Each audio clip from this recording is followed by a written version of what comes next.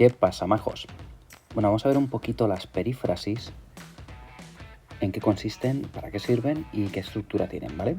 Entonces, las perífrasis verbales, aunque tenemos la palabra perífrasis y nos perdemos un poco y qué complicado es y demás, en el fondo son muy sencillas. De hecho, como siempre ocurre en lengua, pues son un poco chivatas. Su propio nombre nos va diciendo ya para qué sirven y cómo se utilizan. Entonces, perífrasis, si os fijáis, está formado por peri, que es un formante que podemos ver en perímetro, por ejemplo, y frasis, pues la frase, chico, lo que quiere decir. Cuando uno va por el perímetro, va por los alrededores de algo, o sea, da un rodeo, rodea algo.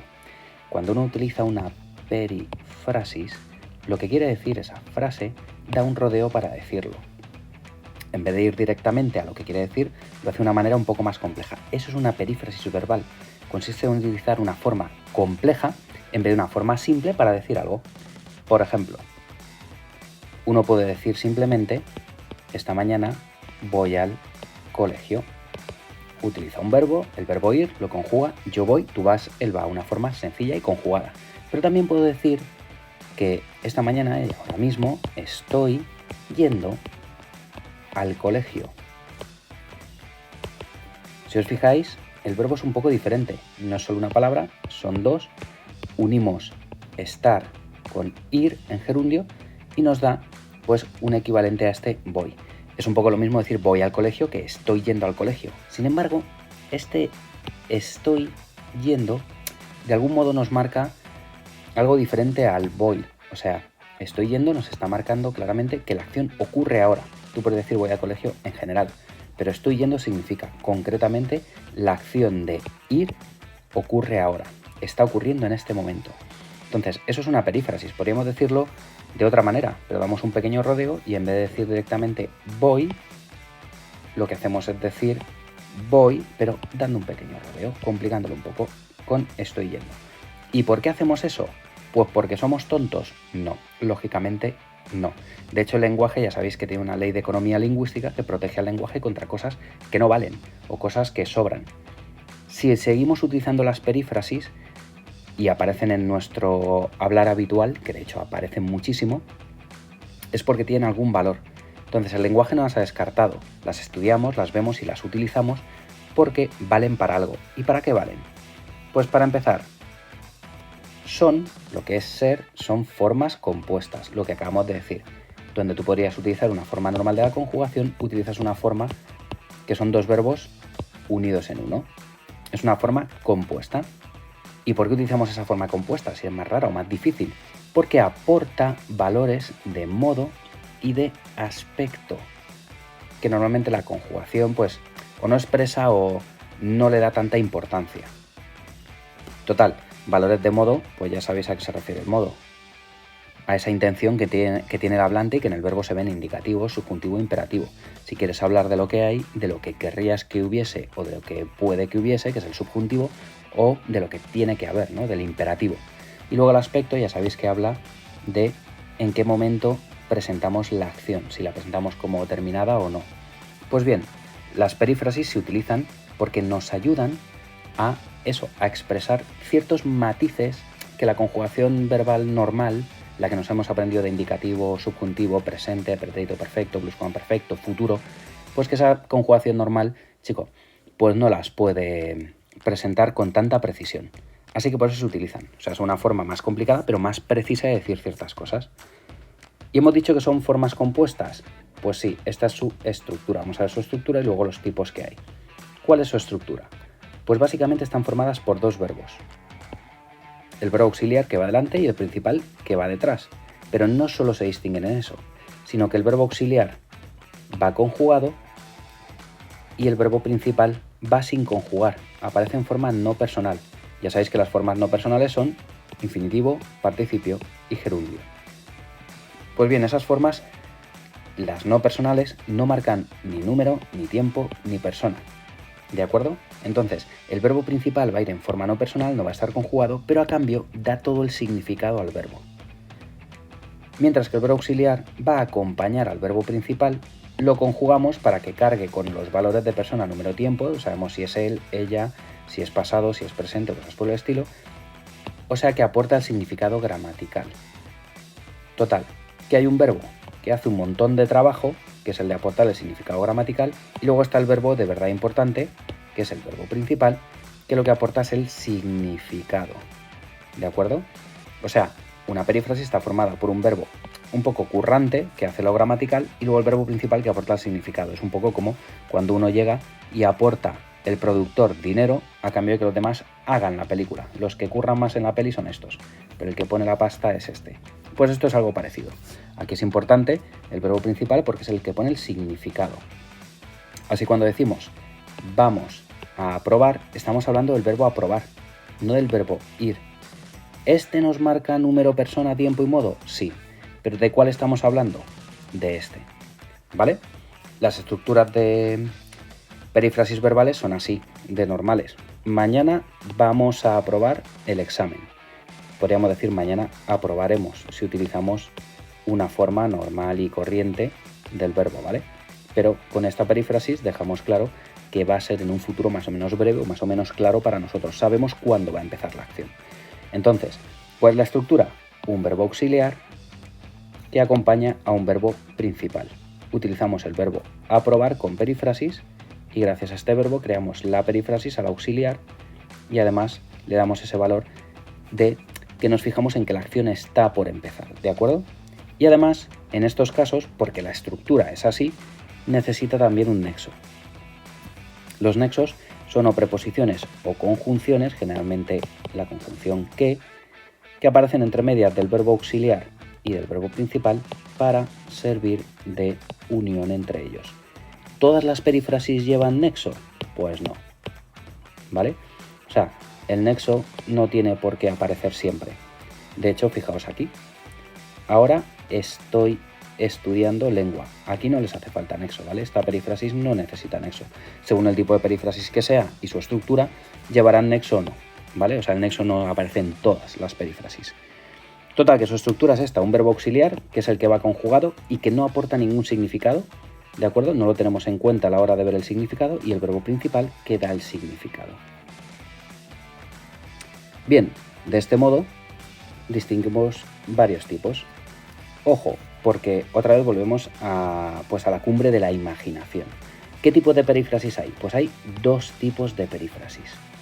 Las aspectuales y las modales. ¿Por qué decimos que estamos en la cumbre de la imaginación y la creatividad? Pues porque mira, son formas compuestas las perífrasis que aportan valores de modo y de aspecto.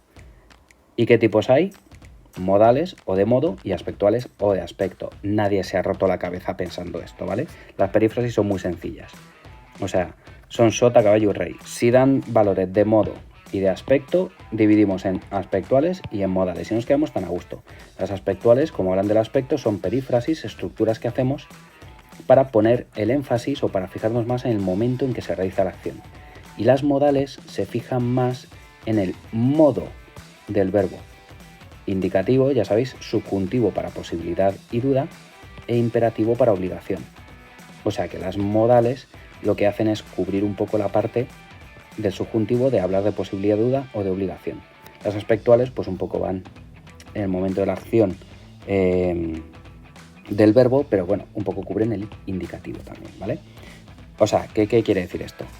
Que algunas perífrasis se utilizan para hablar de si la acción se está llevando a cabo o no, o en qué momento de la acción estamos, y otras para ver qué intención tiene el hablante, si quiere obligarnos o explicar deseos o posibilidades. Vale. Dentro de las aspectuales tenemos otros 4 tipos diferentes, ¿de acuerdo? Y en otro alarde de imaginación, las que nos hablan de que la acción está a punto de comenzar o que sabemos cuándo vamos a empezar la acción, o sea, cuándo vamos a ingresar en la acción, se les llama ingresivas. Como veis, otra vez alarde imaginativo. Son del tipo ir a. Mañana voy a ir al partido.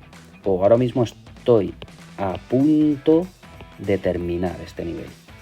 ¿De acuerdo? Ingresivas, cuando dices voy a ir mañana, sabes cuándo vas a ingresar, cuándo va a empezar la acción. Cuando dices estás a punto, sabes que en la acción vas a ingresar en ella o va a empezar ya mismo. Hay una que es echar a llorar. Tiene que ver mucho, bueno, echar a más infinitivo. Yo normalmente pongo el ejemplo de echar a llorar.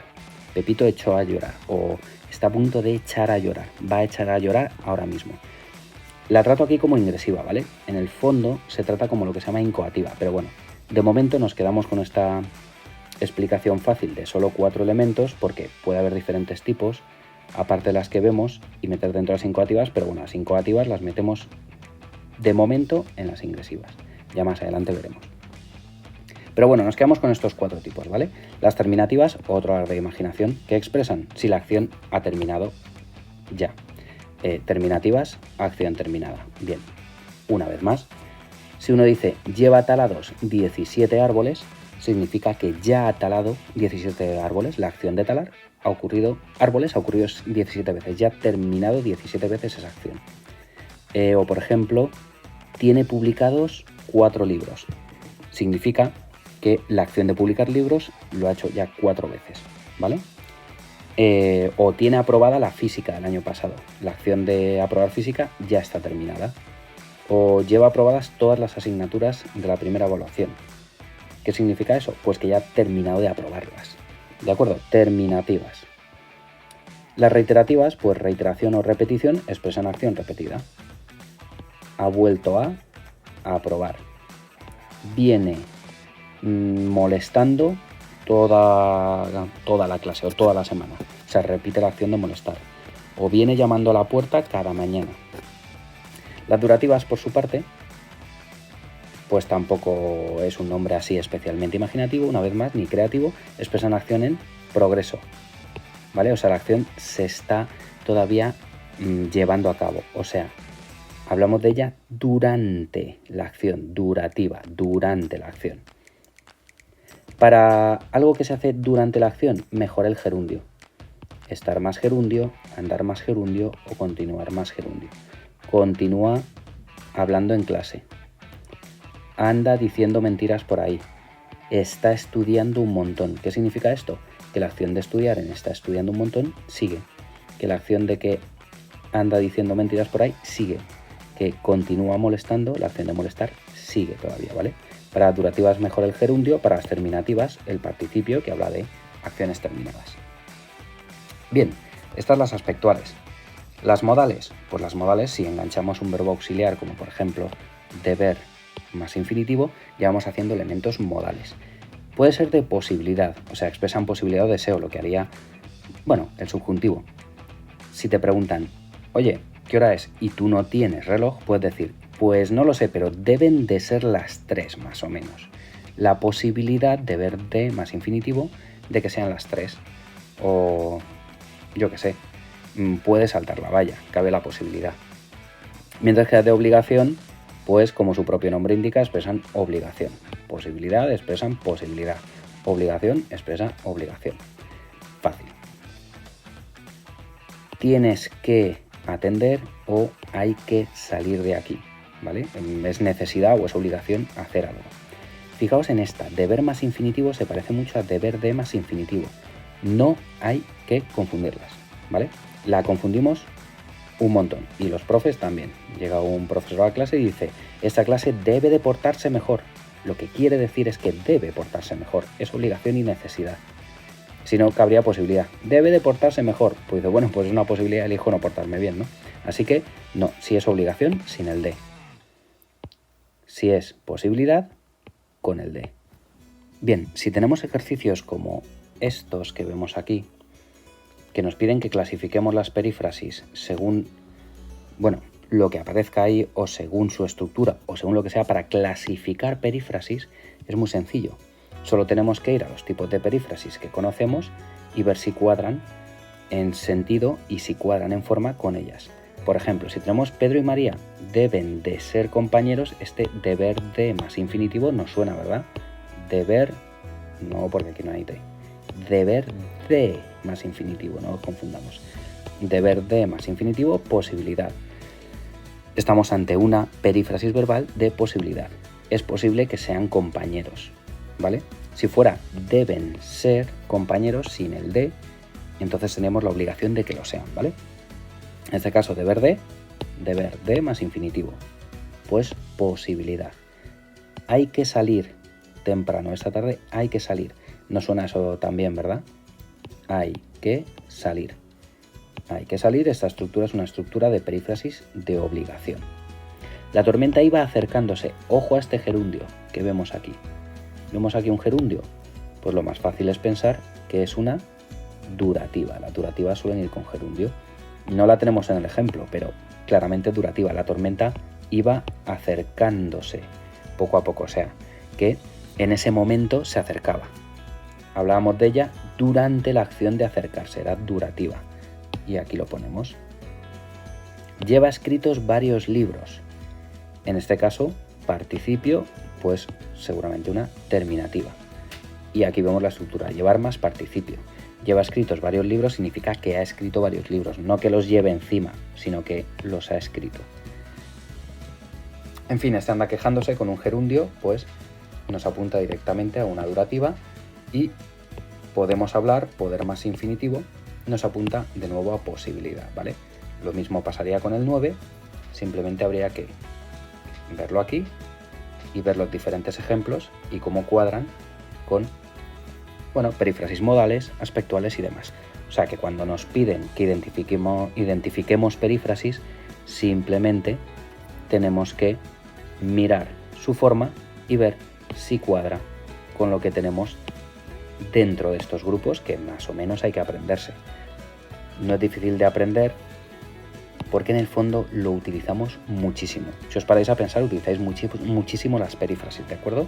Así que tampoco es algo muy complicado, hay que darle un par de vueltas, hay que estudiárselo un poco, pero es algo que utilizamos en el día a día, con lo cual, como tantas otras cosas del lenguaje, cuando estudiamos lenguaje simplemente estamos poniendo nombre a cosas que siempre utilizamos, ¿vale? Estamos presentándonos delante de realidades o elementos lingüísticos cuyo nombre no conocíamos. Así que nada, más sencillo de lo que parece, simplemente hay que darle un par de vueltas y si no queda claro, pues dudas y repasar un poco más el vídeo. Y nada más, a ser buenos, chao.